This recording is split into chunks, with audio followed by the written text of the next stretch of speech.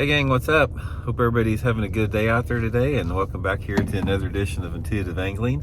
And guys, today we're going to be talking about what I think is the number one unwritten rule in bass fishing. There's a lot of unwritten rules, but there's one that's probably more important than any other one, so we're going to get into that today. And finally, we've been gone for the last week. We've been gone to Owen's weightlifting competition in Colorado, so finally got back into town. So I'm planning on getting back into the tackle room this week. I just about got the tackle room finished up. I'll give you guys a tour of it, so we're going to get into that and get back to the lure modifications and actual lure tips here. I've been trying to do these videos on the road. You can imagine, guys, doing videos for a week on the road with a 6-year-old, a 10-year-old, and a 14-year-old in the truck has been a challenge, to say the least. So we'll get into that. But real quick, guys, couple quick things before we get started. I want to remind you we got just a couple more days left for the July sale on my SolarBat RB2 series sunglasses here. If you buy a pair, but between now and the end of the month, it's an extended Father's Day sale. You get 30% off.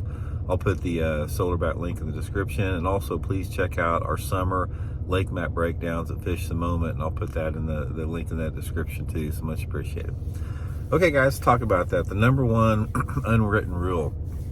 A lot of the rules have to do as far as integrity and ethics in fishing, as far as these unwritten rules go, more than anything else. And the number one rule that I want to talk about, and it sort of encompasses a lot of different behavior, but the number one rule is to not get too close to another angler when they're fishing. And there's a lot to this. I want to get into this. Now, let's run down a scenario here, what we're talking about. And a lot of you guys have been victim to this, and you may have done it yourself, but this to me is like the biggest no-no in fishing, that if you do it, you need to stop doing it.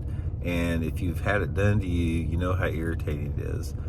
If you see somebody fishing down a bank, you have got to give them space. Don't ever pull up in front of somebody and start fishing and cut them off. That's absolutely one of the most low-life, ridiculous things that you can possibly do. There is a couple scenarios around that I do want to get into here first. But let's say, for example, somebody's working down a stretch of shoreline, and you can see that they're working down a stretch of shoreline.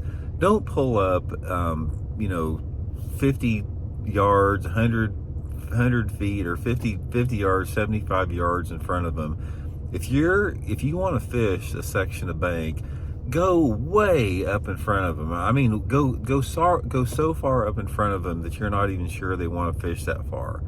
And more better than that, don't ever stop in front of somebody when their boat is working in one direction. If you really, really want to fish a bank, you need to fall in line and get way behind them and start working towards them as they're going away from you. Better yet, if you see somebody working a stretch of shoreline, just leave and come back later on. Give them the courtesy to have that area there. That is, like, to me, one of the biggest unwritten rules. It's probably the biggest unwritten rule in fishing. And it's also the same if you're fishing, say, for a big grass flat. If you're fishing a big grass flat, don't be one of those guys that is running down the lake and all of a sudden you see 2 or 3 boats out in the middle of the lake, and you just veer off over there to investigate why 2 or 3 boats are over there, and then you set down. Guys, I've literally lost count how many times that I have been fishing in offshore grass area or offshore flats, and I'll just see some guy running down the lake, and all of a sudden he veers off to over where maybe there's a boat or two fishing, and pulls up there and don't even know it there. I did one experiment one time. We were fishing a tournament at Lake Kissimmee in Florida, and which is famous for that. I mean, you get this all the time there.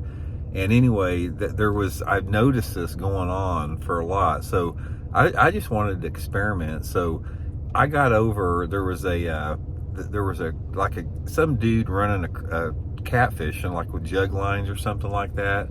And I ran past it there, and I wanted to try something because the place where this guy was fishing this jug line, there wasn't any grass there at all. It was a little bit deeper. There was nothing there. It wasn't like a shell bed or anything there. It was just out in the middle of the lake with no grass around it. So I pulled up next to this guy, and I just wanted to see if this would happen. And I started fishing, and I knew there wasn't any fish there. Guys, about 15 minutes later, here comes this boat running down. There's me and this catfishing dude out there in the middle of the lake. There's this boat come running down the lake, and he sees us, and he veers off over there, and he shuts down and starts idling over towards me, getting too close, looking for grass, and I can see he's looking for grass. Of course, he never could find it. Guys, that is weak right there. Just do not do that. Don't be one of the bent rod type fishermen. So, just give people the space. That's the main thing about it. It's like if you see somebody fishing, I mean, just put yourself in their position, and treat them like how you want it to be like you want to be treated. Now, the only other option to that is like if you are fishing an area that is a known community hole. Now, a known community holes like that, it's a little bit different because everybody fishes it. It's like nobody likes that, but a lot of times everybody's going to fish a situation like that. But I'm not really talking about community holes more than I'm just talking about stretches of shoreline, stretches of bank, or something like that. So, biggest unwritten rule of fishing, in my opinion, guys, give everybody a wide berth, because I can promise you will want a wide berth yourself. You don't want to say, for example, you're all excited, you got a row of boat docks that you've got a bunch of bites on, and there's maybe 10 or 15 docks in front of you. You don't want some goober pulling up 2 docks in front of you and start working in front of you. We all have had it happen. If you're one of those dudes, just stop doing it, and the world would be a much better place. So anyway, that's the biggest one for me, guys. Let me know what you all think, and we'll talk later.